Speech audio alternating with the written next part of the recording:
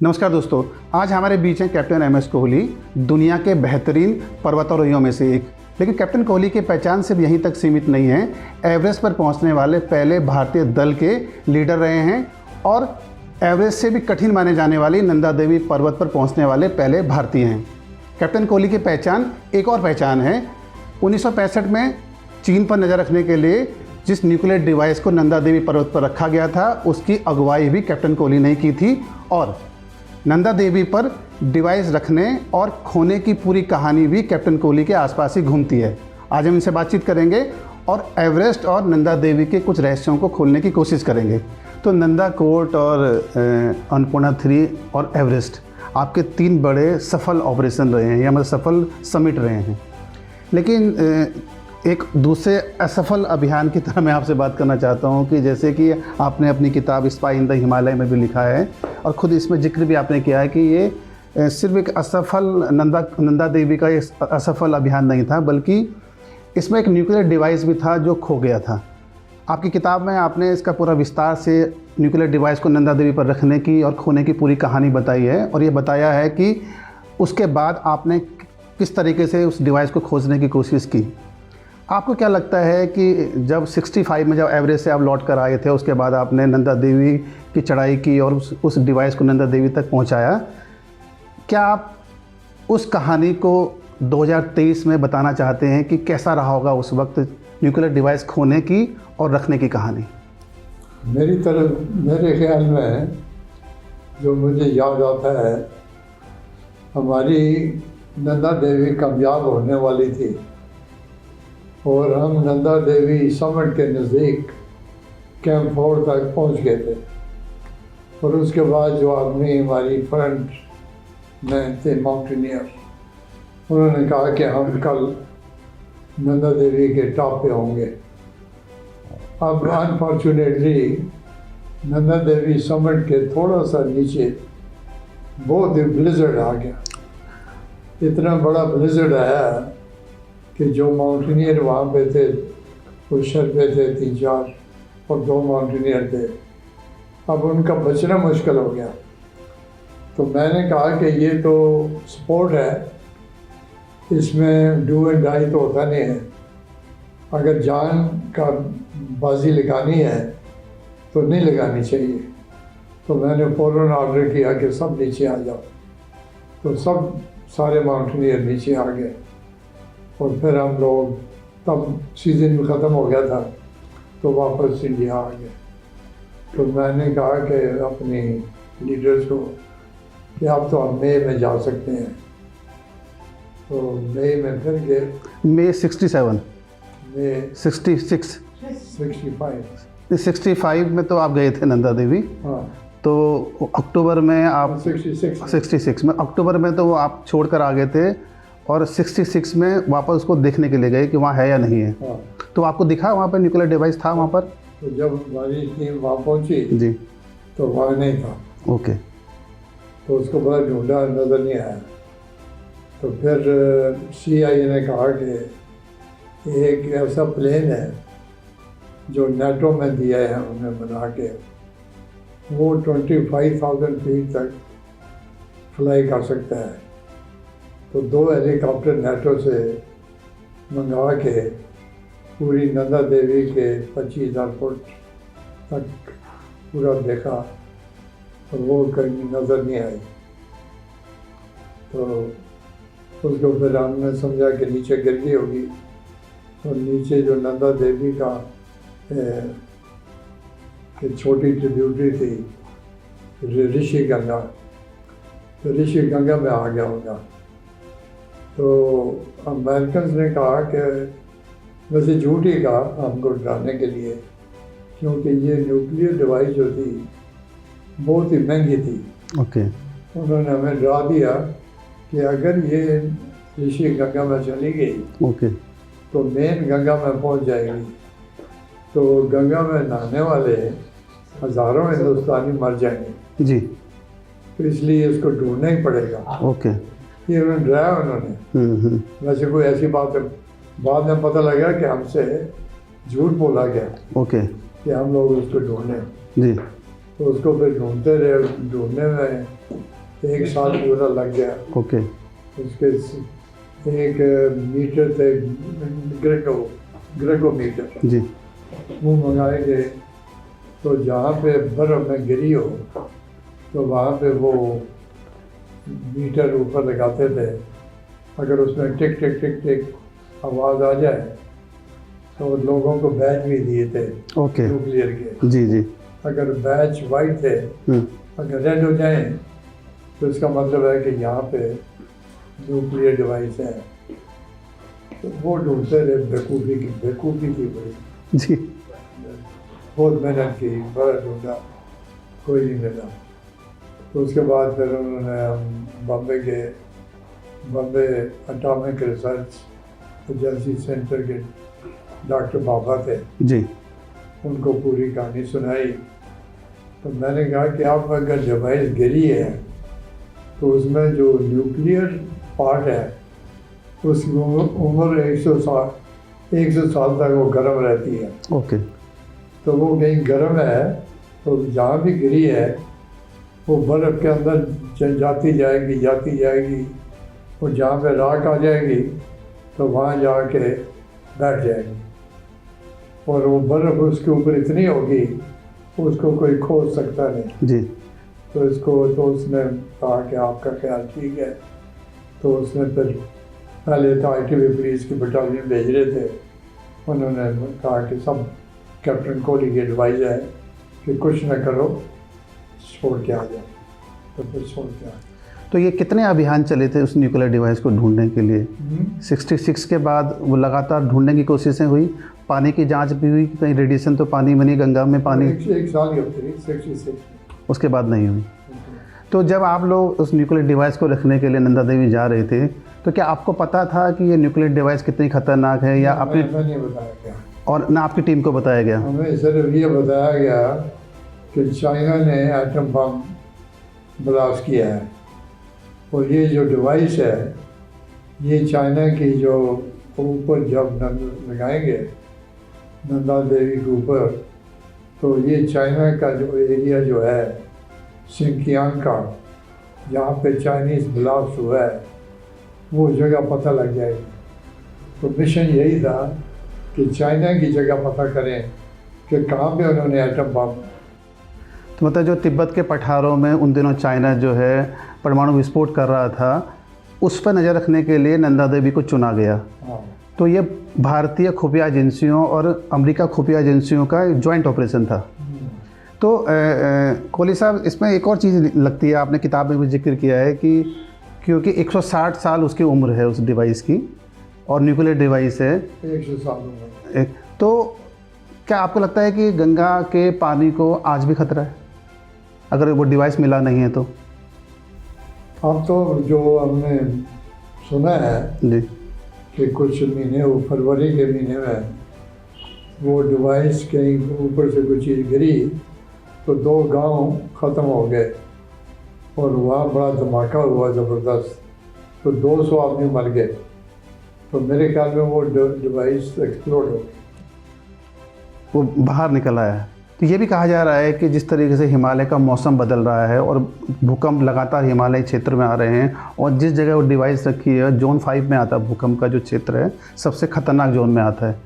तो वो nuclear device अगर उसके भीतर है, जैसे आपने किताब में जिक्र किया है कि नंदा देवी के गर्भनाल में वो फंसी हुई है, तो भूकंप आने के बाद या मौसम के बदलाव जैसे ग्लेशियर पिघल रहे हैं तो वो खतरा पैदा कर सकती है। नहीं, अब तो एक्सप्लोड हो गई है जी, अब तो ख़त्म हो गई वो चीज़। नहीं, लेकिन अगर अभी तक ना तो भारत सरकार ने, ना ही गृह मंत्रालय ने कभी इस बात पर कोई स्पष्ट किया है। बंद नहीं किया, लेकिन मुझे 100% यकीन है कि वही डिवाइस है जो एक्सप्लोड हुई है और 200 आदमी गांव के मर गए हैं और 2 गांव ख़त्म हो गए हैं। तो इसका ख़त्म हो गया काम। तो जो इसका सबसे पहले पता तो 78 में एक अमेरिकन मैगजीन में एक खबर छपी थी, आउटसाइडर, कि कोई न्यूक्लियर डिवाइस वहाँ रखा गया है। तो भारत के प्रधानमंत्री ने भी, मोरारजी देसाई थे, उन्होंने भी लोकसभा में एक बयान भी दिया था। तो आपसे भी संपर्क किया गया प्रधानमंत्री की तरफ से उस दौरान? मुझे मोरारजी देसाई ने, जब उसको पता लगा कि कैप्टन कोहली इंचार्ज थे, तो मैं तब ऑस्ट्रेलिया में पोस्टिंग थी मेरी। तो सिडनी में मुझे मैसेज आया कि Morarji Desai wants me to come immediately to meet him. So then I flew to India. पहले न्यूयॉर्क गए, न्यूयॉर्क से फ्लू करके अलास्का में एक जगह है जहाँ पे कोई 21 आवर का डे होता है। ओके। तब गर्मी में वो 3 घंटे की रात होती है, तो वहाँ पे हमें रखा गया। ट्रेनिंग वो पहले की स्टोरी है, वो बात का नहीं जी जी जी। कि जब उसमें हमारा वहाँ पे जो उनका माउंटेन है बड़ा, तो उसको क्लाइम करके वहाँ लगाना था ओके। एज ए एक्सरसाइज, लेकिन वो हुआ नहीं। तो हमने फिर आधा रास्ता चढ़ के माउंट मैकिनले था वो, जी तो माउंट मैकिनले पे आधे रास्ते में हमने उसको लगा के सारा एक्सरसाइज की, जी। और फिर वो उसको लेके फिर नंदा देवी आए। वाह। तो फिर 67 में नंदा कोट पर भी डिवाइस लगाया गया, ऐसी भी आपकी किताब में एक रेफरेंस आता है। वो वर्क किया पूरा, वो भी न्यूक्लियर डिवाइस। नंदा कोट तो मैं चढ़ा था, जी और नंदा कोट का डोम जो था बड़ा अच्छा था। जी तो मैंने कहा, पहले भी मैंने इनको कहा था जी कि नंदा देवी न जाओ, जी नंदा कोट जाओ। कहते हैं जी वो बहुत लो है, बहुत लो है। वो भी बेवकूफ़ आदमी थे, जी कुछ इनको किसी ने चीट किया था जी जी CIA को, जी इट शुड बी 25,000। जी तो उसके बाद तो हमने खरदंगला जो लद्दाख का रास्ता है लेह का, जी वहाँ पर ले के ऊपर एक 18,000 फुट पे लगाया, तो वहाँ भी पूरी सिग्नल आते रहे। तो ये इनको CIA was cheated. Okay. Somebody gave them wrong advice कि 25,000 ये सारी मुसीबत ना होती। तो 67 नंदा कोट का अभियान सफल था। हाँ सब। तो वो बाद में वहाँ से हटा दिया कि काम करता रहा वहाँ पर, वो न्यूक्लियर डिवाइस नज़र रखता रहा चीन पे। नहीं, उसके बाद फिर जब सैटेलाइट नहीं थे तब जी जी जी। सैटेलाइट शुरू हो गए उसके बाद, तो उसको विड्रॉ कर लिया। सैटेलाइट शुरू हो गए तो अमेरिकनों ने कहा कि ये बड़ी महंगी चीज़ है, जी तो उसको लेके वापस अपना एक स्पेशल प्लेन अमेरिका से आया, जी तो उस प्लेन में रखा। तो हमारा जो BN मलिक थे हमारे IB के जी बड़े चीफ, उन्होंने प्लेन के पास गए तो न्यूक्लियर डिवाइस जो थी जनरेटर था उसको हाथ लगाया तो गर्म था, हाथ लगा के चेक किया, ठीक है, उसने कहा जाओ, तो प्लेन ले गए। ओके।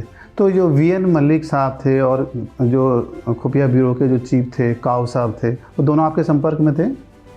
काऊ साहब भी थे, मलिक साहब भी थे। जी। तो आप ऐसे तो आपने इतने अभियान किए हैं। मलिक साहब तो ओवरऑल इंचार्ज थे, जी जी जी जी काऊ साहब उनके नंबर 2 थे। जी जी। तो नंदा कोट का अभियान सफल रहा, नंदा देवी का असफल रहा, लेकिन उत्तराखंड में आज भी लोग, जिस वक्त मैं आपसे बात कर रहा हूँ, उस न्यूक्लियर डिवाइस को लेकर चिंतित रहते हैं कि वो हमारे हिमालय में नंदा देवी जिसको पूजा जाता है उत्तराखंड के अंदर, उसके गर्भनाल में कहीं फंसा हुआ है। तो जो बड़े भूस्खलन जब होते हैं, बड़ी आपदाएं आती हैं, तो उसको उस न्यूक्लियर डिवाइस से जोड़ा जाता है। तो आपको लगता है कि वो जो दर्द है, वो जो पीड़ा है और जो पहाड़ की जो बेचैनी है, वो सही है? मेरे ख्याल में जो न्यूक्लियर डिवाइस मैंने सुना है कि नीचे गिरी थी और गिर के नीचे आके ब्लास्ट हो गई, जी तो 2 गांव जल गए और डिस्ट्रॉय हो गए। अब उसमें बात ख़त्म हो गई। अब न्यूक्लियर डिवाइस कोई नहीं है, वो सारी गई, ख़त्म हो गई। तो वो गंगा का पानी चेक करते रहे कि शायद उसमें कोई आ जाए, रेडिएशन ना हो, तो उसमें रेडिएशन, तो वो भी 1 साल पूरा चेक करते रहे। ओके।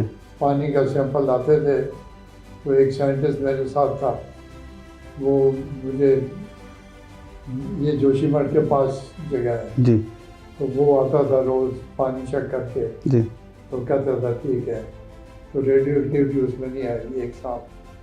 उसके बाद फिर हम बम्बई में गए, एटॉमिक एनर्जी कमीशन, उनको पूरी कहानी सुनाई। उन्होंने कहा कि अब छोड़ दो, ख़त्म। अच्छा, मतलब उसको उसके बारे में बात नहीं करनी है बिल्कुल भी। तो अब कोई ख़तरा नहीं है उस न्यूक्लियर डिवाइस से। मैं आपसे एक महत्वपूर्ण सवाल फिर से पूछना चाहता हूं कि क्योंकि आपने उस न्यूक्लियर डिवाइस को रखने में महत्वपूर्ण भूमिका निभाई थी, खोने के बाद खोजने में महत्वपूर्ण भूमिका निभाई थी, और आज तक आपके भीतर भी एक बेचैनी है कि एक न्यूक्लियर डिवाइस वहाँ रखा हुआ है जो खो गया है। आपने ढूंढने की कोशिश की, लेकिन 65 से लेकर 2003 तक दुनिया बहुत बदल चुकी है, टेक्नोलॉजी के स्तर पर भी और सोच के स्तर पर भी। तो आपको नहीं लगता है कि सरकार को नई टेक्नोलॉजी का इस्तेमाल करते हुए उस न्यूक्लियर डिवाइस की खोज करनी चाहिए और ये स्पष्ट करना चाहिए कि नंदा देवी के ग्लेशियर में वो न्यूक्लियर डिवाइस है या नहीं है और गंगा को कोई खतरा नहीं है?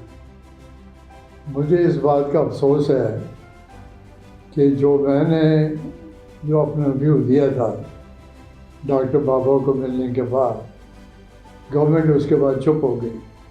गवर्नमेंट को भी चाहिए कि टेक्नोलॉजी इतनी बढ़ गई है हिंदुस्तान में, उसका इस्तेमाल करके एक पूरा चेकअप दोबारा किया जाए और फिर स्टेटमेंट गवर्नमेंट दे कि ये चीज़ अभी इसका ख़तरा है कि नहीं, ताकि लोगों को तसल्ली आ जाए कि ये अब इसका डर नहीं रहा। क्योंकि वो न्यूक्लियर डिवाइस इस मायने में भी महत्वपूर्ण है कि हिमालय है, गंगा है, और सबसे और गंगा के बिल्कुल सर के ऊपर वो न्यूक्लियर डिवाइस पड़ा हुआ है। रेडिएशन का खतरा भी है, और जिस तरीके से उसके अंदर 1 किलो के आसपास का वो डिवाइस था, न्यूक्लियर डिवाइस था, और जो जापान में जो परमाणु बम गिराया गया था वो 5 किलो के आसपास का था। तो इसलिए भी ये महत्वपूर्ण है कि सरकार स्पष्ट कह रहे और जो आशंकाएं हैं, जो डर है, वो ख़त्म हो कि नंदा देवी में कोई न्यूक्लियर डिवाइस नहीं है। ये बिल्कुल ठीक है। गवर्नमेंट ऑफ इंडिया का उनको चाहिए कि अच्छी तरह इसकी टेक्नोलॉजी यूज़ करके, आजकल जो इतनी बढ़ गई है, उसकी थोड़ी रिसर्च के बाद गवर्नमेंट उसको दोबारा चेक करके एक स्टेटमेंट इशू करे, ताकि जो इतने हिंदुस्तान के लोग हैं उनको तसल्ली आए। Spy in the Himalaya Kohli साहब की बुक है, और ये उन खुलासों को करती है जो अब तक हमसे छुपाए गए थे।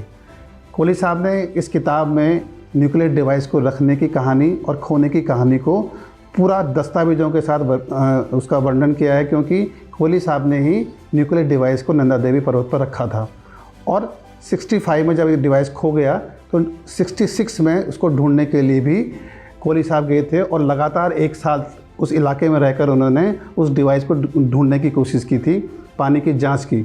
हम समझ सकते हैं कि वो कितना मुश्किल मिशन रहा होगा, लेकिन 2023 में भी ये सवाल आज भी ये बना हुआ है कि वो न्यूक्लियर डिवाइस वहीं है या वो अभी भी नंदा देवी के गर्भनाल में फंसा हुआ है। हालांकि भारत सरकार ने अभी तक इस डिवाइस को लेकर कुछ भी कहा नहीं है, और नहीं ये कहा है कि वो न्यूक्लियर डिवाइस खतरा भी है गंगा के लिए या नहीं है, या न्यूक्लियर डिवाइस खोज लिया गया है, या न्यूक्लियर डिवाइस अभी भी नंदा देवी में ही के ग्लेशियर में ही कहीं फंसा हुआ है। इंतजार करते हैं कि कोहली साहब के अनुभवों के बाद सरकार क्या इस पर कोई अपना बयान देती है, या सरकार इस डिवाइस को ढूंढने की फिर से कोई कोशिश करती है। इंतज़ार करते हैं।